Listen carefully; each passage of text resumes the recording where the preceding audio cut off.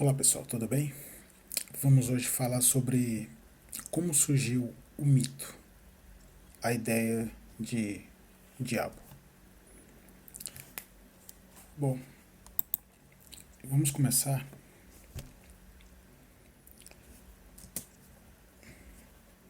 falando sobre o significado da palavra. No hebraico, Satã quer dizer adversário. O mesmo nome em aramaico também Satana quer dizer adversário. Porém, na tradução dos 70, foi a tradução feita após o exílio babilônico, onde foi compilado os livros do Velho Testamento, porque antes eram rolos de livros, mas não eram tudo unido em uma única versão, eram dispersos. Mas na versão dos 70, os tradutores trocaram Satã por Diablo. Ou todas as vezes que tinha adversário foi trocado por Diablo, que quer dizer maldizente ou acusador. E foi trocado o significado real, porque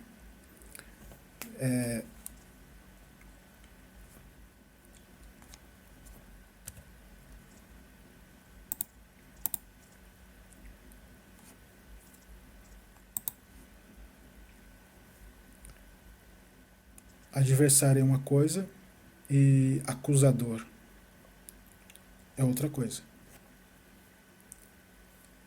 ou maldizente. Mas vamos lá. A primeira aparição do adversário, vamos dizer assim, do nome Satã no Velho Testamento foi em Números capítulo 22. A maioria sabe como aconteceu a, aquela aparição quando Balaão recebeu a convocação para ir até o rei Balaque para amaldiçoar os israelitas. Então, na tradição já vista, os escritores colocaram e o anjo de Deus, ou seja, o anjo de Jeová, colocou-se como Satã, ou como adversário, que ali era um adversário angelical, para não deixar Balaão prosseguir. Ou seja, ali eu coloquei um asterisco na tradição já vista, porque aqui precisa-se um pouco de atenção. Que na literatura da Bíblia do Velho Testamento existia algumas tradições diferentes. A tradição era como os escritores percebiam a situação. Nós vamos ter uma tradição do reinado, do período da monarquia. Nós vamos ter uma tradição no exílio e nós vamos ter uma tradição também pós-exílio. Que pós-exílio geralmente eles vão reinterpretar algumas questões antes do exílio e vai ter alguma alteraçãozinha. Mas na tradição já vista, eu quero deixar bem claro que é a versão da monarquia. E era um período da história dos hebreus a qual eles acreditavam piamente que Jeová era o único capaz de fazer o bem e o único capaz de fazer o mal. Não existia outra força. Quando ele tinha que fazer algo de mal, ele enviava algum anjo com essa incumbência. Nesse caso, nós vemos um desses casos. Que ele viu um anjo para, ali a Bíblia fala, para matar mesmo o Balaão, não deixar ele prosseguir. Até que a jumenta, ela fala. Inclusive nessa tradição já vista, você vai ver algumas situações como a jumenta que fala, a serpente que fala, algumas situações que são que deveriam ser interpretadas alegoricamente, ou seja, simbolicamente, mas geralmente as pessoas levam ao pé da letra. Bom, prosseguindo, explicando novamente essa questão da tradição, nós temos duas tradições claras, muito bem definidas. E é um texto que é polêmico, poucos conhecem, que fala sobre a mesma situação. Só que, segundo Samuel 24, ele foi escrito mais ou menos, não escrito, mas a tradição oral remonta a 600 anos antes da Era Comum. Já a primeira Crônicas 21 data ali pós-cativeiro.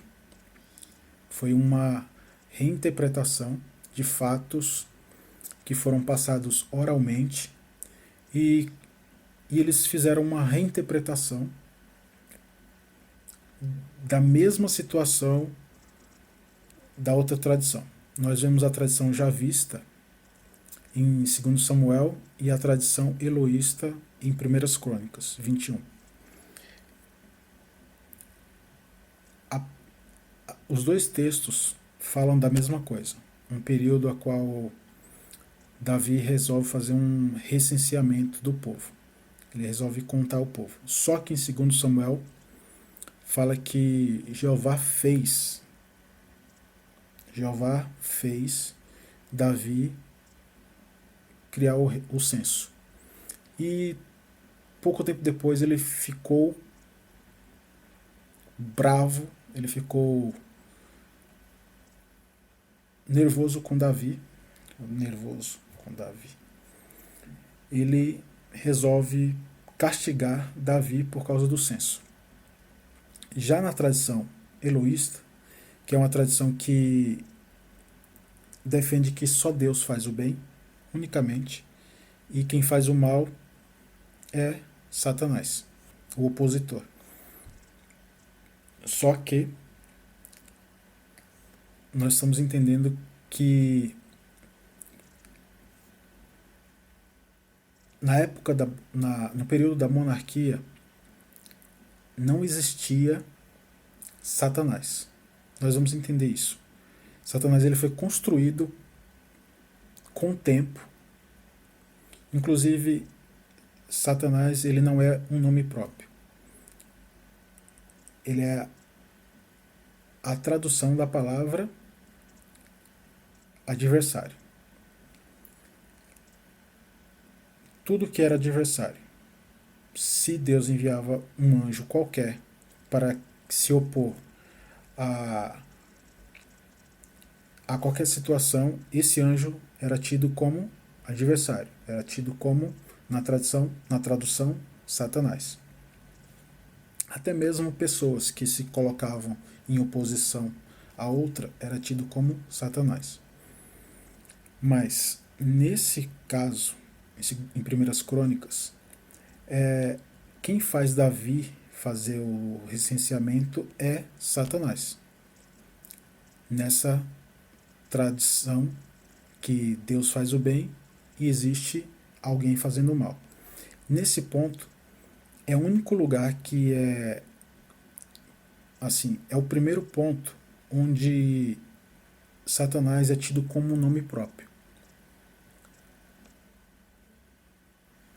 Eu acho que nesses dois pontos ficou um pouco claro sobre as tradições literárias, que era a forma como os escribas interpretavam o relacionamento com a sua crença.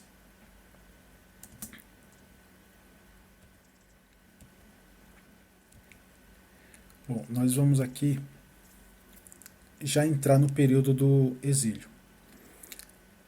Ali ainda da metade pro final, do começo da metade pro final, ainda prevalecia muito entre os hebreus a tradição javista, que ali mais ou menos no ano 430, quando Ciro já estava, na verdade, ele já havia conquistado a Babilônia,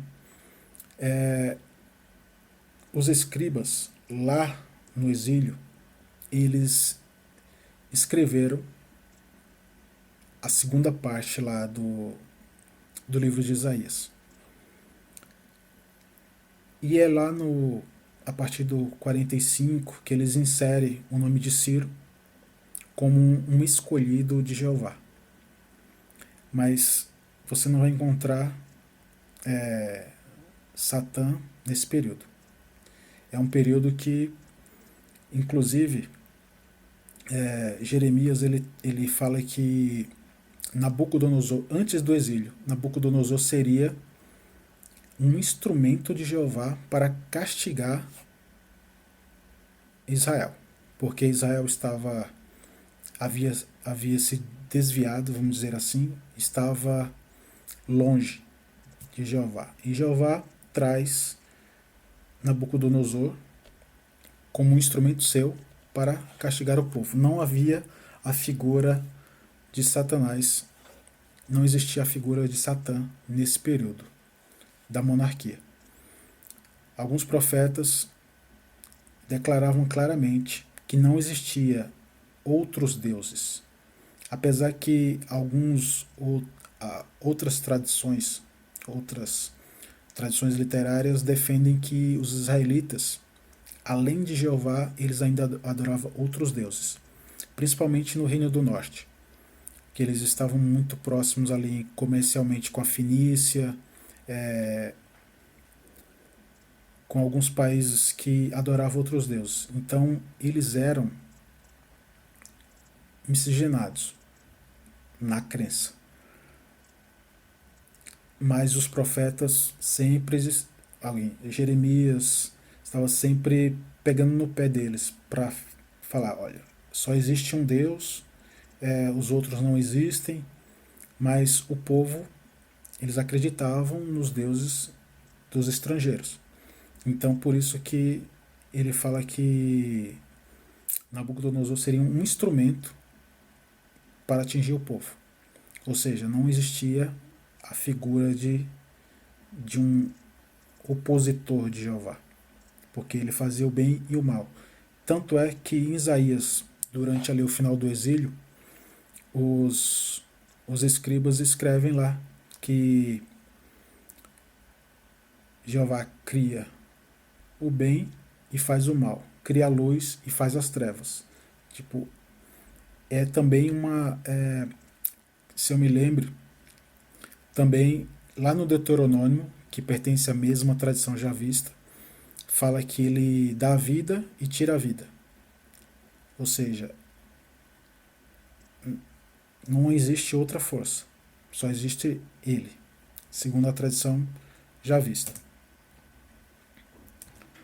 Bom, e pós-exílio. Sabemos que durante o exílio havia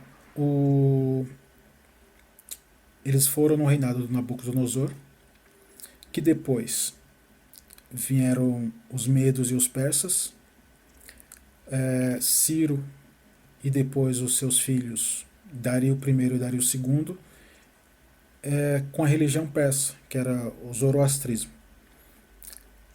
E ali, os hebreus, ainda antes de Ciro, porque quando Ciro ele fez um decreto para libertar todos os escravos que viviam na Babilônia, ele fez o decreto, porém muitos ainda permaneceram ali.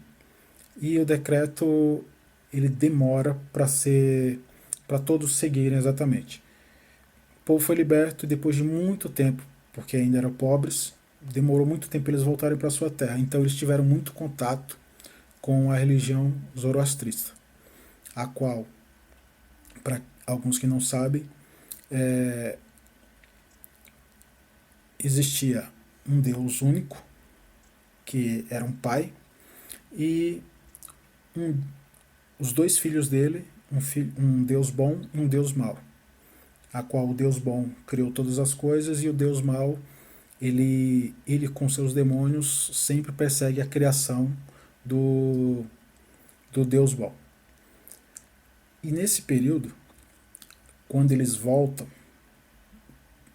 do exílio, ou seja, os israelitas voltam do exílio, dá para ver que a sua crença foi muito afetada pelo período que eles ficaram ali na Babilônia. Então, até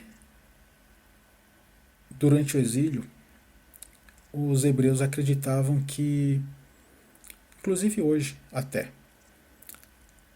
os judeus, os hebreus, eles acreditam que Satã ele tem um propósito específico e ele é submisso à vontade de Jeová. Até hoje, eles acreditam que isso pós o exílio. Antes do exílio não existia essa figura. Então, pós o exílio, eles acreditam sim que Satã é um anjo de Deus, ainda é um anjo de Deus, ele não é caído, ele é um anjo de Deus, só que ele é um anjo que está ali a serviço de Deus, de Jeová. Aí você pergunta, e aquele trecho de Zacarias e Jó, quando fala sobre Satanás? Primeiro, Zacarias também foi escrito pós-exílio, e Jó também. Por que Jó foi escrito pós-exílio?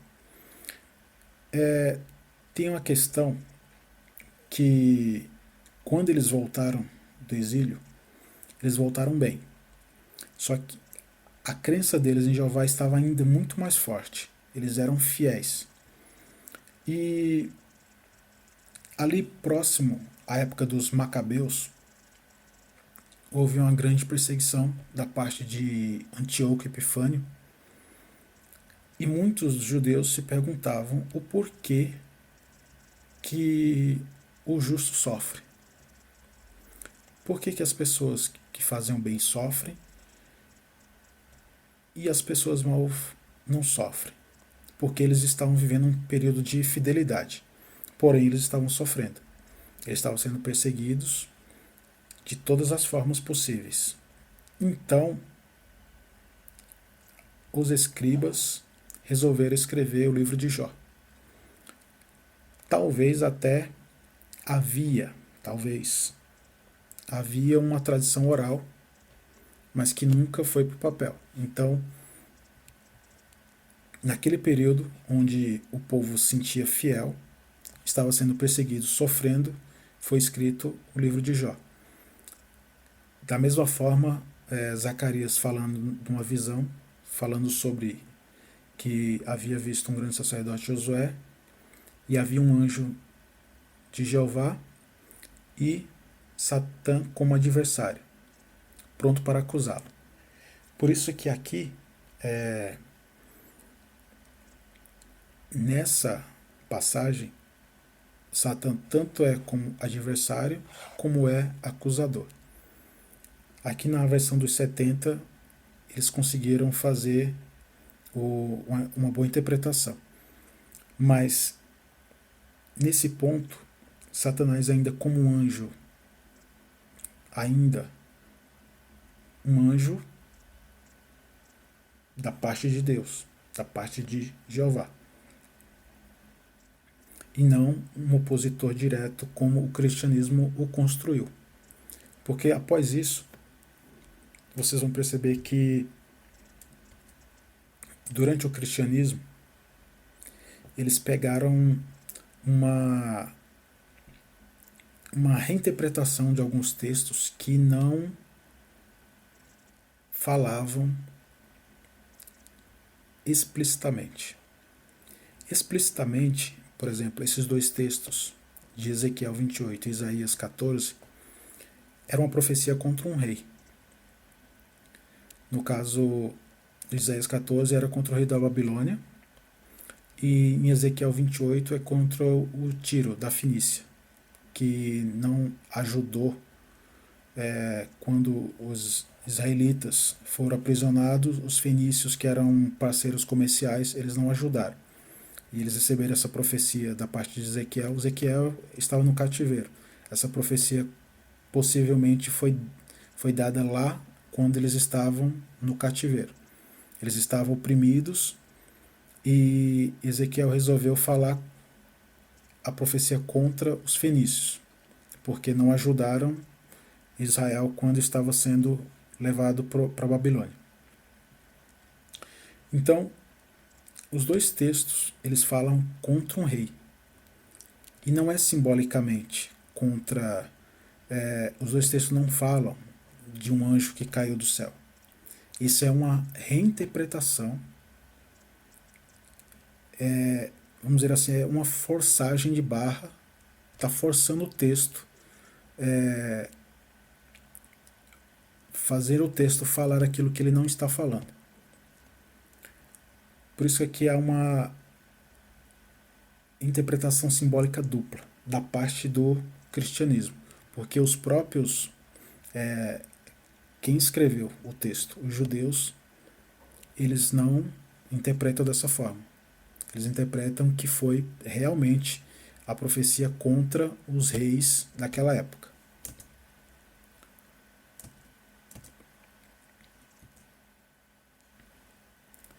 Bom, e de onde vem então essa construção que Satanás ele tem anjos, ele tem poder, ele tem um reino? Bom, mais ou menos ali entre 200 anos antes da Era Comum e 100 anos antes da Era Comum, naquele meio tempo ali, quando eles estavam estabelecidos ali na Palestina, ali, ainda no período que Antíoco Epifânio já praticamente estava finalizando a perseguição.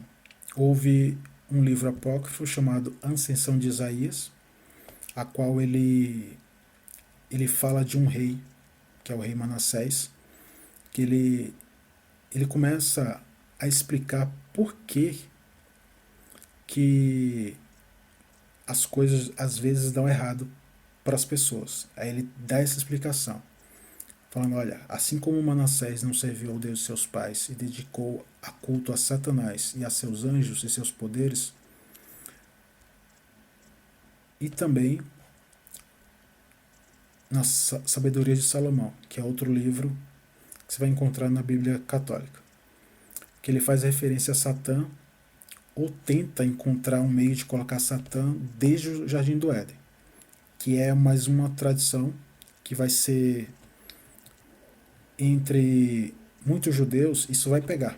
Inclusive,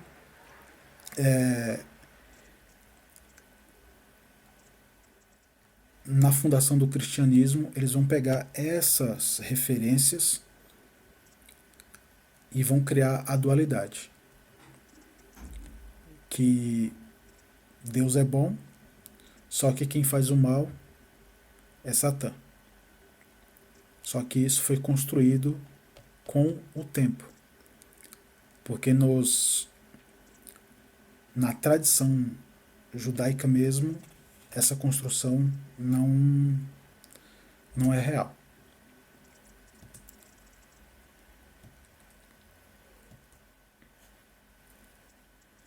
Então, por que essa ideia se desenvolveu pós-exílio? Eu já tinha falado antes que os persas, quando conquistaram a Babilônia, eles levaram a religião deles, que tinha um dualismo claro, que lá o deus Ahura Mazda, que é o deus bom, ele tinha uma rixa com seu irmão, que era Arimã, o deus mau. Então, nós vemos aqui que isso foi muito adotado pelo cristianismo. Porque nós vemos que o cristianismo fala que o seu Deus, o Criador, é o Deus bom, e Satanás é o opositor que sempre faz o mal. Só que toda a construção do Velho Testamento até o Novo Testamento, da tradição mais antiga que haja vista, Deus é que fazia, Jeová fazia o bem e fazia o mal. Ele fazia a doença e dava a cura. Ele matava ou fazia viver. Ou ao contrário, fazia viver e matava. E pós-Babilônia houve uma outra construção. Construíram um Deus bom e fizeram a separação como se o anjo que foi criado da parte de Deus, ele se tornou como se fosse um Deus mau. Porque a ele foi dado muito mais poder do que é mencionado na Bíblia, como ser o Deus desse mundo, como ter legiões de anjos, ou seja, de demônios, como ter autonomia para fazer o que ele quer, na hora que quer. Só que, vamos ver aqui, tem um livro de uma profeta protestante de uma das denominações evangélicas que eles guardam um dia da semana. Inclusive o livro dessa profeta está quase de igualdade com a Bíblia. Você tem que ler a Bíblia e tem que ler o livro dessa profeta. Ela deixa um trecho nesse livro que fala que existe um trio celestial. Havia um trio celestial antes da fundação do mundo. Que havia o Pai, o Filho e Lúcifer. Sendo que a palavra Lúcifer ela só aparece uma vez em Isaías, falando de estrela d'alva, e no Apocalipse falando de Jesus. Falando assim, eu sou a resplandecente estrela da manhã. Essa resplandecente estrela da manhã, que é a palavra cheio de luz, remete a Lúcifer, original. Ou seja, ela não soube nem interpretar da forma correta a palavra Lúcifer, dando o nome cheio de luz ao ser que foi criado, Satanás, por causa de Isaías, que fala da estrela d'alva. Mas ela fala que existia um trio celestial, o Pai, o Filho e Lúcifer. E antes da rebelião, ele foi elevado e exaltado, o primeiro em honra, depois do Filho. Entre os habitantes do céu, excluindo o próprio Cristo, foi Satanás durante algum tempo mais honrado de Deus, o mais elevado em poder e glória. Isso no livro dessa profeta da igreja que guarda um dia da semana. Então, parece muito com o zoroastrismo, onde havia um Deus, Pai, e tinha dois filhos, um que era bom e o outro que era mau. Aí você começa a pensar,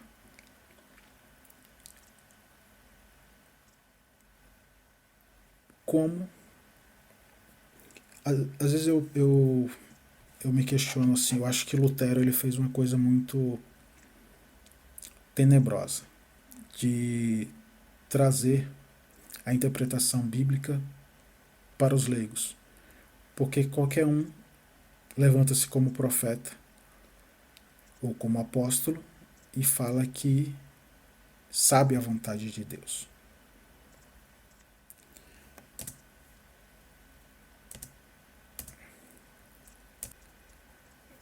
partindo. Aí você fala, mas se Satanás foi uma criação, se ele realmente não existe de fato, porque ele foi uma criação montada, uma mal interpretação bíblica, como explica aquelas possessões demoníacas? Bom, se Satanás não existe, logo, alguns espíritos ou demônios também não existem. Mas existem exorcistas desde o Egito Antigo, desde a crença hindu, os persas, inclusive os hebreus antigos, existiam pessoas que expulsavam espíritos, que não é exclusivo do cristianismo. Inclusive errei, tem uma palavra errada aqui.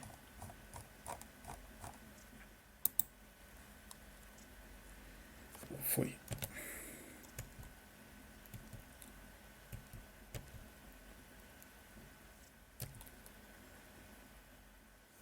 Bom,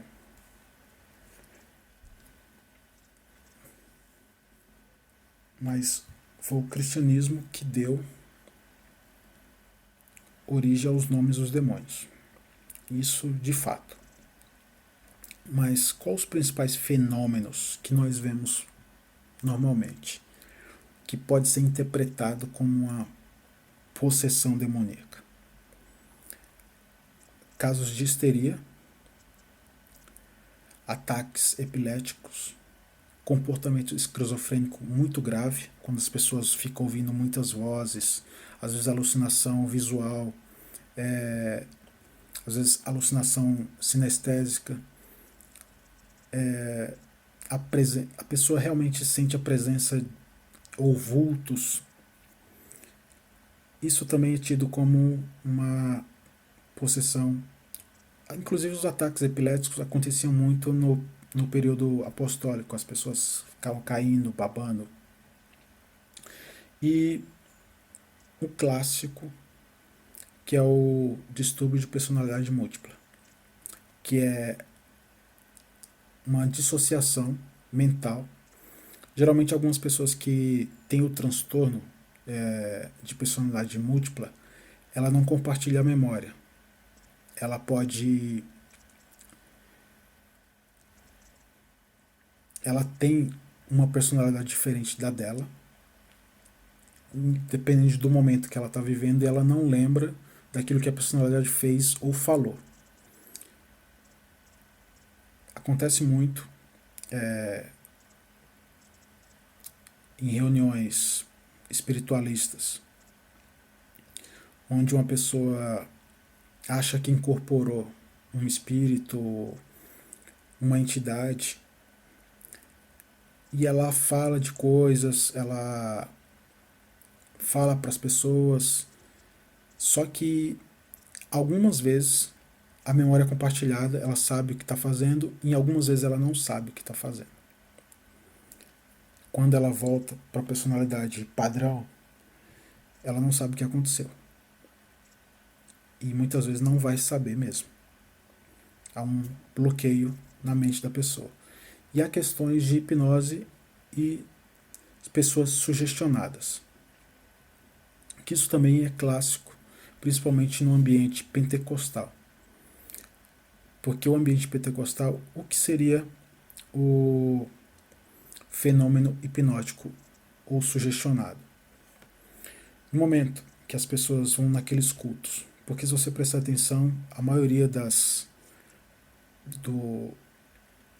possessão acontece em cultos pentecostais ou carismáticos, ou até mesmo nas religiões afro-brasileiras, onde tem dança, onde tem um movimento com música, porque ali as pessoas estão emocionadas. Geralmente num culto protestante ou num culto espiritualista, as pessoas vão procurar alguma coisa. E muitas das pessoas que vão lá estão sofrendo psiquicamente. E elas foram ensinadas, a mente delas foram ensinadas, sabe como uma entidade se comporta, sabe como um espírito se comporta. Ainda que não exista, mas ela sabe que um espírito se comporta daquela maneira. E sabe que existe ali as pessoas com autoridade para domar aquilo. Então, o que acontece? Elas estão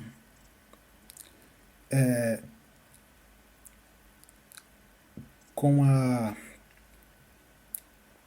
expectativa alta, elas estão com a expectativa alta, elas estão com o coração aberto para receber a sugestão, já que elas estão no lugar que elas acreditam que ali existe um Deus.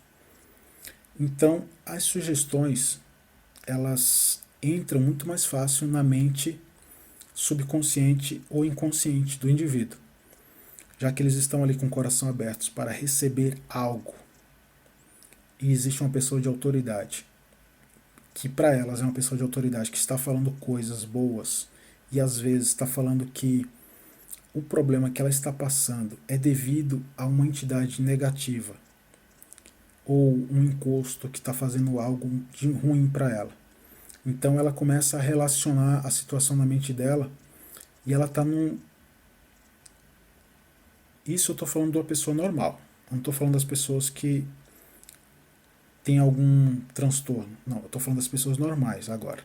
As pessoas normais que vão receber algo, acreditando que é algo da parte de Deus, só que ela abre emocionalmente. E essa brecha que eles abrem emocionalmente, elas ficam muito mais, qualquer pessoa, fica muito mais sensível às sugestões. E tem pessoas que são muito mais sugestionadas do que outras. Elas se emocionam muito mais fácil. E essas sugestões, se vocês perceberem, ao culto específico. Tem culto específico para prosperidade, tem culto específico para relacionamento de casal e há culto específico para entidade espiritual. E as pessoas vão nesse culto esperando alguma coisa. E se ela está sofrendo psiquicamente, com alguma doença ou com alguma preocupação grave, estão esperando alguma coisa, elas ficam muito mais sensíveis à sugestão naquele momento. Então,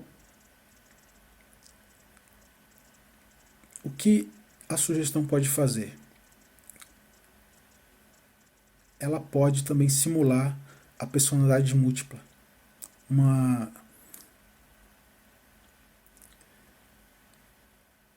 Ela pode fazer a pessoa ter alucinações, igual um esquizofrênico.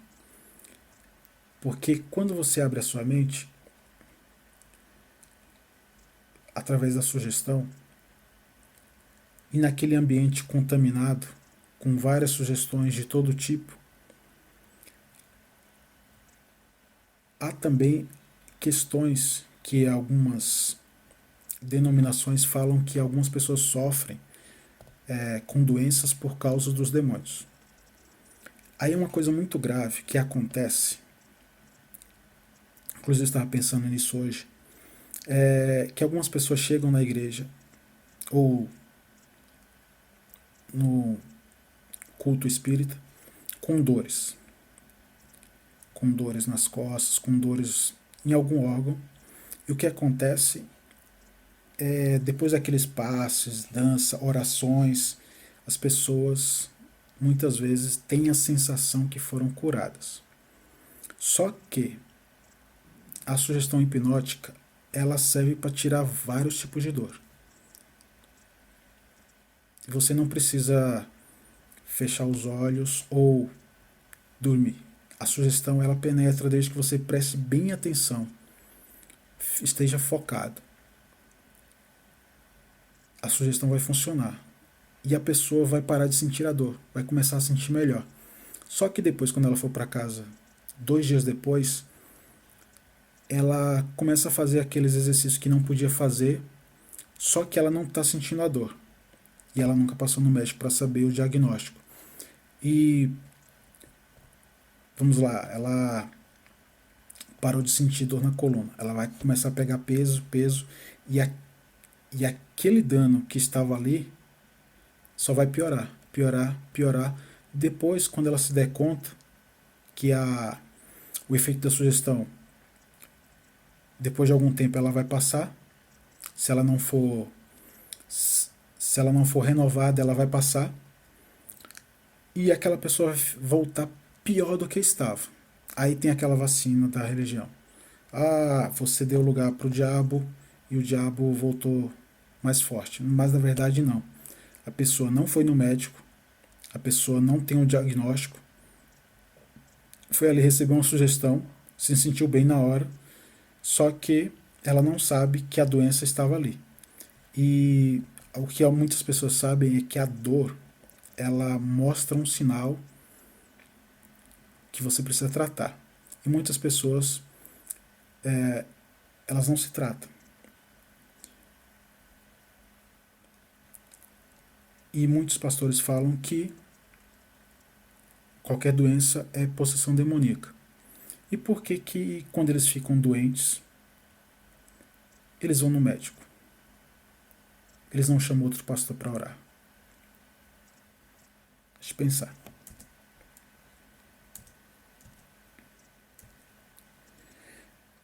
Bom, um fato de pensar também. Por que que só acontece a possessão em alguns momentos? Por exemplo, a possessão é muito difícil acontecer com pessoas que estão de bem com a vida, pessoas que estão bem resolvidas financeiramente, matrimonialmente, as pessoas estão bem. Dificilmente você vai ver uma pessoa que está bem sofrer uma possessão. Aí você pode pensar também, se eu fosse um espírito possessor, obsessivo, quem que eu iria possuir? Um líder mundial e fazer logo uma guerra mundial, já que um espírito do mal, ele quer o mal. Então eu possuiria um líder mundial, soltava umas bombas nucleares e acabava com tudo. Ou, sei lá, possuía um agente da lei e saía fazendo maldade. Ou eu vou possuir um pobre sofredor. O que acontece? O que você vê? Só os pobres sofredores sofrendo com possessão espiritual e espiritual. Só que na verdade estamos todos hipnotizados. Bom, é real ou coisa da mente? Se nós vimos que a construção de Satanás até agora foi tudo criação, de uma má interpretação dos textos que são tidos como sagrados, qual o questionamento mais clássico? Se o fenômeno ele é antigo, porque havia exorcismo desde o Antigo Egito. Então, se eles estão aí há tanto tempo, por que porque eu já fiz exorcismo. Por que quando a gente não vai expulsar um espírito, eles não falam as línguas antigas? Ou eles revelam os segredos que estão ocultos, sabe, daquelas palavras antigas, línguas mortas? Por que eles não falam onde estão os corpos, que muita gente morre e não sabe onde está o corpo? Por que eles não... Por que o pastor, na hora da entrevista, não faz algo assim? É de se pensar. Eu acho que... Acho não. São tudo criação da mente humana. Houve uma interpretação errada, construíram um inimigo de Jeová,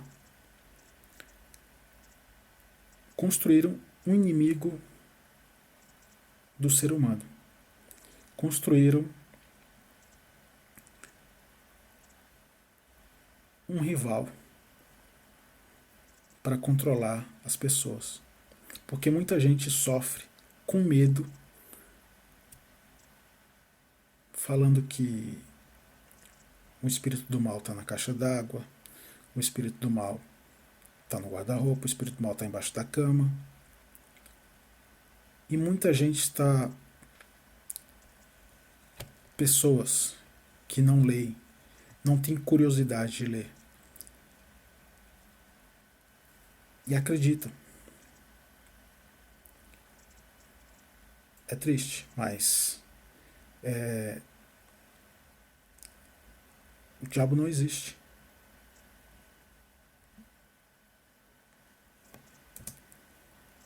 Não é triste. É alegre. Porque ele não existe. É isso. Deixe seu like, se inscreva no canal e compartilhe com seus amigos.